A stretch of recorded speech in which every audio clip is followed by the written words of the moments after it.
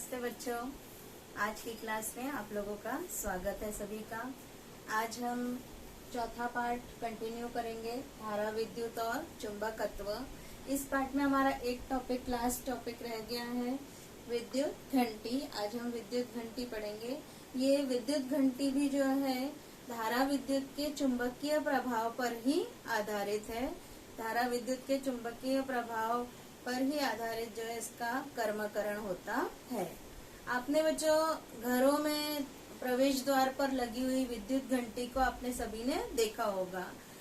आपने कभी जो है बंद पड़ी हुई कोई घंटी को खोल के कभी देखा है? अगर जो है आप घंटी को खोलकर आप देखते हैं, ऊपर का उसका आवरण, ऊपर एक बॉक्स सा लगा हुआ रहता है उसके, अगर उस बॉक्स को आप निकाल देते हैं और उसको आवरण को अगर आप देखते हैं तो आपको क्या क्या दिखाई देता है, हम आकृति द्वारा समझेंगे। ये देखिए बच्चों, विद्युत घंटी की जो है ये आकृति दिख रही है। यहाँ पर जो है एक लकड़ी का एक पट्टा रहता है, उसके ऊपर ये सब लगा हुआ रहता है, कनेक्शन लगे हुए रहते हैं, एक परिपथ तैयार किया हुआ रहता है। ये विद्युत घंटी है। जैसे साइकिल में आपने पहले देखी होगी कैसे घंटी लगी रहती है, वैसे ये घंटी है जिस पर जो है ये मुंगरी का प्रहार होता है। ये मुंगरी है जिसकी हथौड़े जैसी होती है, जो इस पे बजती है तो आवाज सुनाई देती है। यहाँ विद्युत चुंबक है, ये तार है, एक विद्युत सेल है, ये कुंजी है, टैपन कुंजी लगाते हैं जो कि दरवाजे पर जो है लगी रहती है। वहाँ से कोई भी आता है तो बेल बजाता है। इसके बाद जो है यहाँ पर ये संपर्क स्क्रू लगा है और ये एक लोहे की पट्टी है और यहाँ एक स्प्रिंग लगा रहता है। अब देखिए बच्चों, इसका जो है कार्य कैसे चलता है इसको हम देखेंगे कि इसमें जो है एक विद्युत चुंबक रहता है, इसमें लोहे का टुकड़े रहते हैं। ये लोहे के टुकड़े पर जो है तांबे का ये तार लपेटा हुआ रहता है और इस तरह से ये लपेटा रहता है कि इसके ऊपर ओवरलैपिंग नहीं होना चाहिए। इस तरह से तार लपेटा हुआ रहता है और यहाँ से देखिए ये तार निकला हुआ है और यहाँ से लपेटा हुआ है और यहाँ से ये तार निकला हुआ है।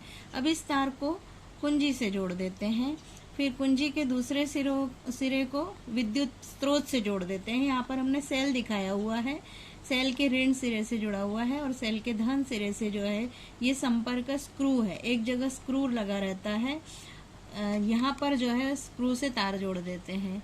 अब जो है यहाँ पर एक जो है यहाँ स्प्रिंग लगी रहती है, स्प्रिंग पर जो है ये धातु की पट्टी लगी हुई है, लोहे की पट्टी लगी है। लोहे की पट्टी से ये देखिए लोहे की पट्टी है, ये भी लोहे की पट्टी है, पतली है यहाँ पर, और ये जो है मुंगरी लगी हुई है, हथौड़ी जैसी लगी रहती है। अब क्या, जैसे ही कुंजी लगाते हैं, कुंजी दबाएंगे तो क्या होगा, दोनों तार जुड़ जाएंगे, परिपथ पूर्ण होगा। परिपथ पूर्ण होने के कारण विद्युत धारा का तार में से प्रवाह होगा।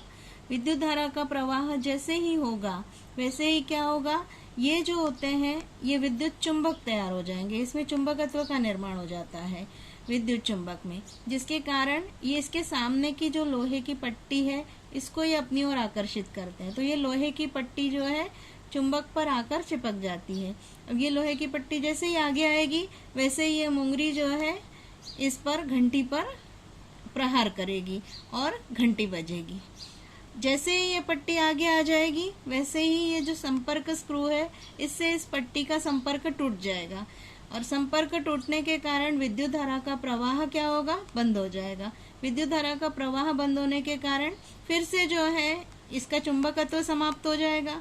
चुंबकत्व समाप्त होने के कारण ये पट्टी पीछे चली जाएगी।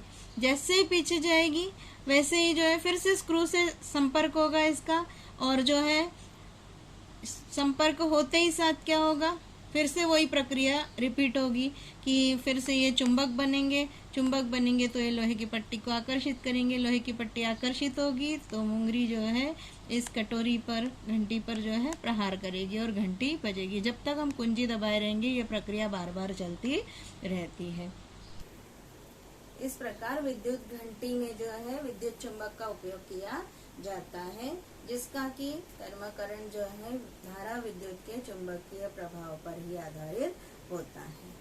अब जो है यहाँ तक जो है आपका पाठ कंप्लीट हो गया है।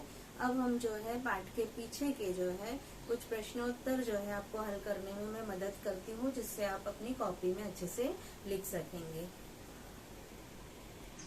यहाँ देखिए बच्चों, हम पाठ के पीछे का प्रश्नोत्तर देखते हैं। पहला प्रश्न है, नीचे दिए गए रिक्त स्थानों की पूर्ति योग्य शब्द लिखकर करो।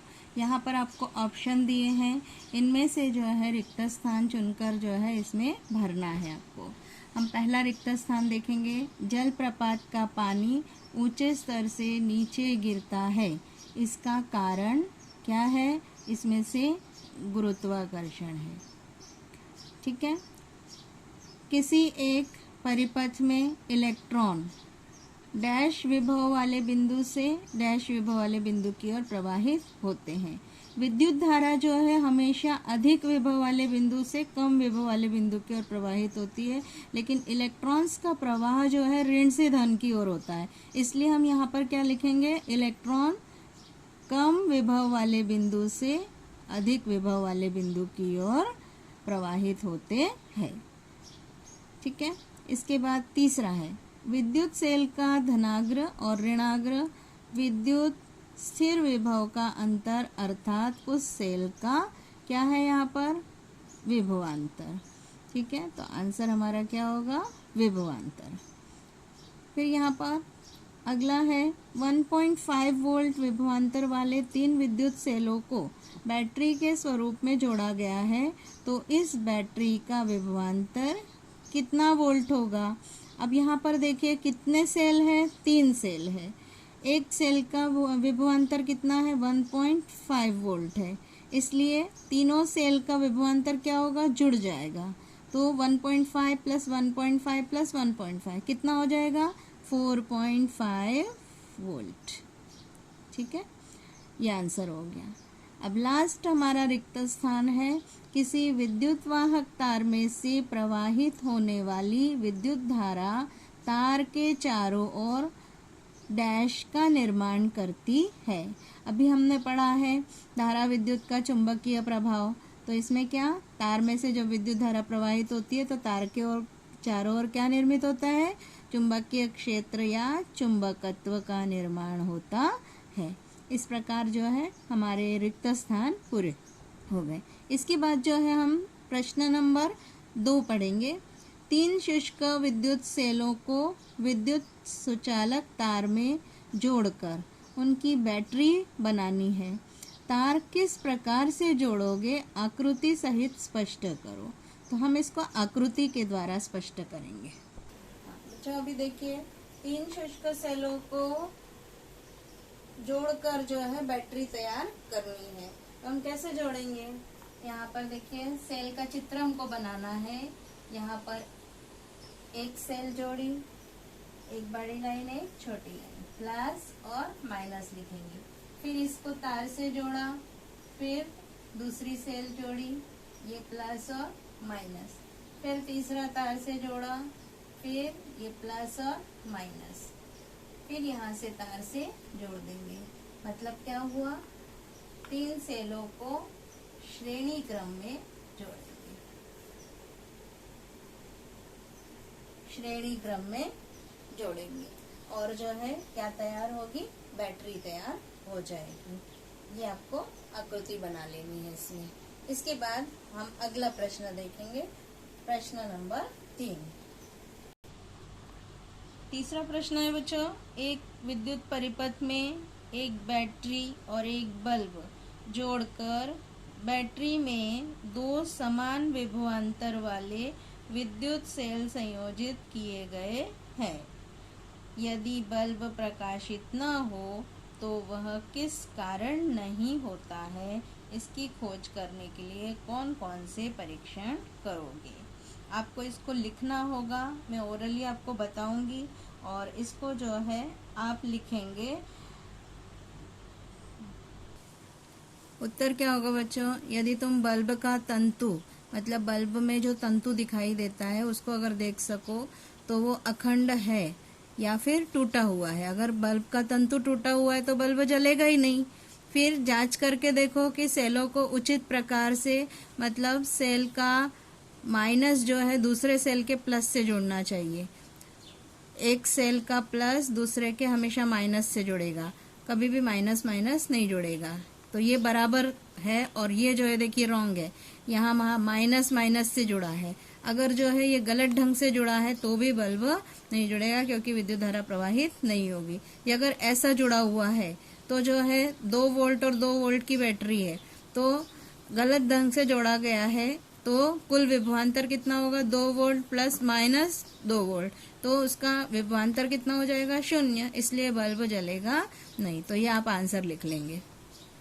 अब देखिए बच्चों, चौथा प्रश्न है, प्रत्येक 2 वोल्ट विभवांतर वाले विद्युत सेल के नीचे दिए अनुसार बैटरी के स्वरूप में जोड़े गए तो उस बैटरी का कुल विभवांतर ज्ञात करो। यहाँ पर ये प्रश्न का ये दिया हुआ है एक, और ये दूसरे का ये दिया है। तो आपको जो है पहले वाले का आंसर आप कैसे लिखेंगे, पहले में 3 सेल जो है श्रेणी क्रम में जोड़े गए हैं, तो कुल विभवांतर, प्रत्येक का विभवांतर कितना है, 2 वोल्ट 2 वोल्ट 2 वोल्ट, इसलिए कुल विभवांतर 2 volt plus 2 volt plus 2 volt बराबर कितना आया, आंसर कितना आया, 6 वोल्ट। इसी तरह से दूसरे में कितने हैं, 4 सेल है, तो 4 सेल श्रेणी क्रम में जोड़े गए हैं, ऐसा लिखोगे, इसलिए कुल विभवांतर बराबर 2 volt plus 2 volt plus 2 volt plus 2 volt बराबर कितना आंसर आ गया, 8 वोल्ट। ये आपका चौथे प्रश्न का आंसर हो गया, इसको आप कॉपी में लिख लेंगे। प्रश्न नंबर 5 है बच्चों, शुष्क विद्युत सेल की रचना, कार्य और उसका उपयोग, इसका संक्षिप्त वर्णन आकृति की सहायता से करो। तो इस प्रश्न का आंसर आप पेज नंबर 24 से जो है देख के लिखेंगे। उसमें आपको कार्य रचना लिखनी है सेल की, फिर सेल का कार्य क्या है वो लिखना है, और सेल का उपयोग कहाँ किया जाता है, और फिर उसकी आकृति बनानी है। पेज नंबर 24 पर आंसर दिया हुआ है, वहां से देखकर आप लिखेंगे। फिर 6वां प्रश्न है, विद्युत घंटी की रचना व कार्य का आकृति की सहायता से वर्णन करो। तो ये आपका इसी पेज पर देखिए ऊपर दिया हुआ है, तो यहीं से आपको देखकर लिखना है, रचना लिखनी है, फिर कार्य लिखना है, और आपको ये आकृति बनानी है। इस प्रकार बच्चों आज हमारा ये पाठ यहीं पर कंप्लीट होता है। अब जो है आपको अपनी कॉपी में इस पाठ के पूरे प्रश्नोत्तर लिखकर व्यवस्थित कंप्लीट करना है, और घर पे जो है उसको पढ़ना भी है। आज हम ये पढ़ेंगे, रुकेंगे, धन्यवाद।